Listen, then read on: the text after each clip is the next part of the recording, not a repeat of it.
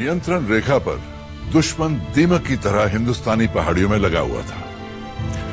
कठिन लड़ाई के बाद अहम चोटियां वापस हिंदुस्तान के पास आ चुकी थी। टाइगर हिल भारत के पास था, लेकिन जब तक मशको की पहाड़ियों से पाकिस्तानी निकाले नहीं जाते, तब तक पलटवार की आशंका बनी हुई थी। मशको घाटी में पाकिस्तान की ओर से भारत की सरहद में आते इतने नाले और नहरें थीं कि सालों से ये घुसपैठ का रास्ता बना हुआ था। उस पर एलओसी से सटा हुआ पाकिस्तान का गुलतारी कैंटोनमेंट था, जो उन दिनों एरिया हेडक्वार्टर के तौर पर इस्तेमाल हो रहा था।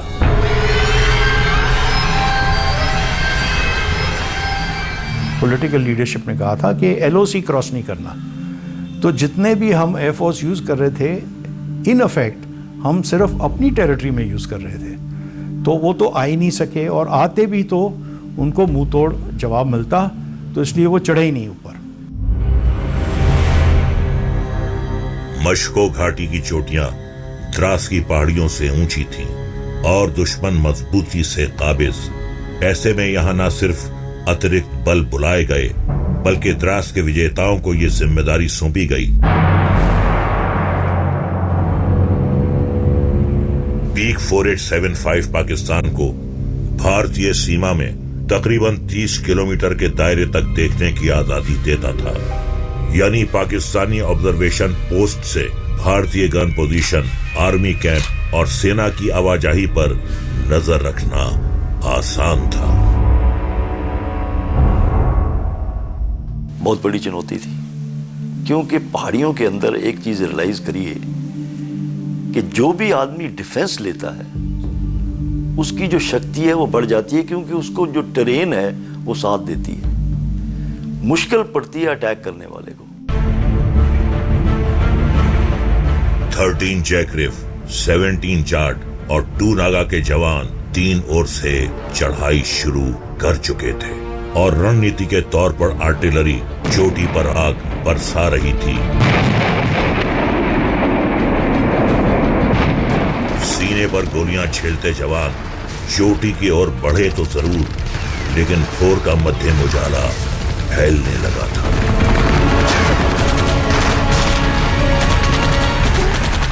पांच जुलाई 1999, एरिया फ्लैट टॉप। 4875 की लड़ाई में एरिया फ्लैट टॉप पर कब्जा बेहद अहम था। राइफलमैन संजय कुमार अपनी प्लाटून के साथ आगे बढ़ रहे थे। दुश्मन के बंकरों और मशीन गन पोजीशंस को ढूंढते, उन्हें नष्ट करते।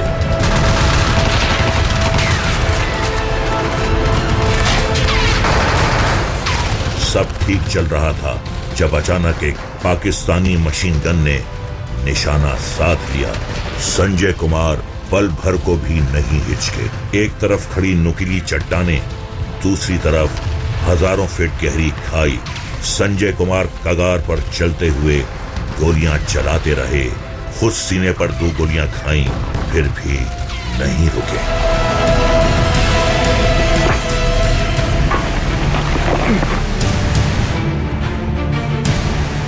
वो 2 थे और दोनों अपने अलग अलग रास्ते से चल रहे थे।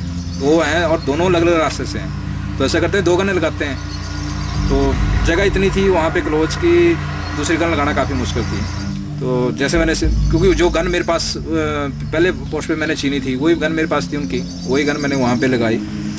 जैसे मैंने पहले वाले को जो मेरे ठीक लगा कि इसको मैं ठीक फायर कर सकता हूँ, उसके ऊपर मैंने यहाँ सिस्त लेके फायर किया पीछे। जैसे मैंने उसको फायर किया, जो दूसरे वाला था वो भी वहीं पे आ गया।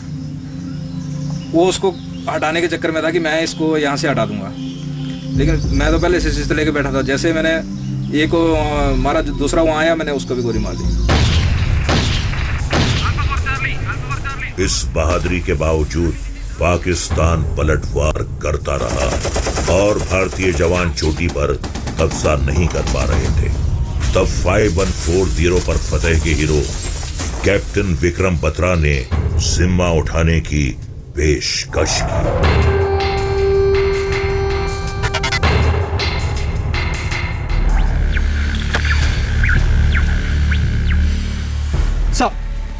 सर, मैं ऑपरेशन में जाना चाहता हूँ। तुम्हें तेज बुखार है, बाहर मौसम भी अच्छा नहीं है, बर्फ गिर रही है। सर मैं जानता हूँ, लेकिन फिर भी मैं जाना चाहता हूँ। बटालियन को मेरी ज़रूरत है। तुम्हारा पिछला घाव भी भर नहीं है। सर मैं कॉन्फिडेंट हूँ, 4875 हमारा होगा।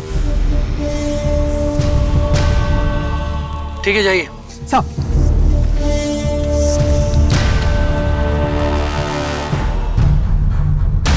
कैप्टन बत्रा तेज बुखार से जल रहे थे, लेकिन उन्हें यह मालूम था कि लक्ष्य के इतना करीब आने के बाद अगर जरा भी ढील दी तो सैकड़ों जवानों की शहादत बेमानी हो जाएगी। रीएनफोर्समेंट की आवश्यकता पड़ी और रीएनफोर्समेंट के लिए उनको भेजने की बात उठी। वो उन्होंने सहर्ष उसको स्वीकार किया। उनके जो सिपाही थे वो भी यही चाहते थे कि कैप्टन बत्रा ही हमारे साथ जाएं, तो उनका प्रस्थान जो है वो 4875 के लिए हुआ। कैप्टन बत्रा ने जब जवानों के साथ चढ़ाई शुरू की तब खूब अंधेरा था। चोटी के नजदीक पहुंचकर तो घने कोहरे की वजह से विजिबिलिटी शून्य के करीब थी और बर्फबारी की वजह से चढ़ाई में भी मुश्किलें आ रही थी।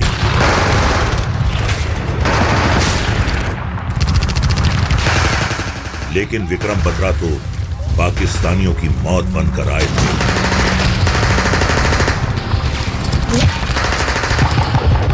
जैसे जैसे उजाला बढ़ता है वैसे वैसे आपका काम दुगना तिगना और चुगना मुश्किल हो जाता है, क्योंकि हर एक आदमी को चुन चुन के उसको टारगेट कर लेते हैं। कैजुअल्टीज ज़्यादा हो जाती हैं, बहुत ज़्यादा हो जाती हैं। इसलिए कोशिश ये होती है कि रात के टाइम पे ही पूरा काम पूरा हो जाए अटैक का।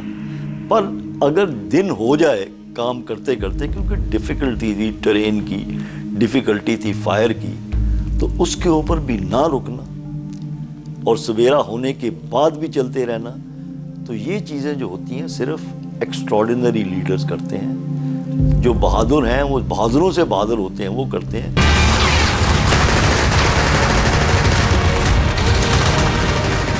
दुश्मन इतना नजदीक था कि गोलियां चलाने तक की गुंजाइश नहीं थी और उन्होंने अपनी बैनट से दुश्मन को मारना शुरू किया।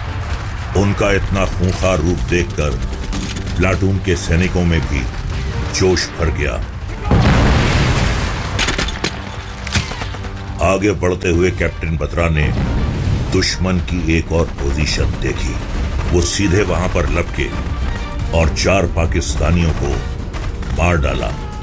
फिर जैसे ही अपने जवानों का उत्साह बढ़ाने के लिए वो मुड़े, दुश्मन ने एक रॉकेट उन पर दाग दिया।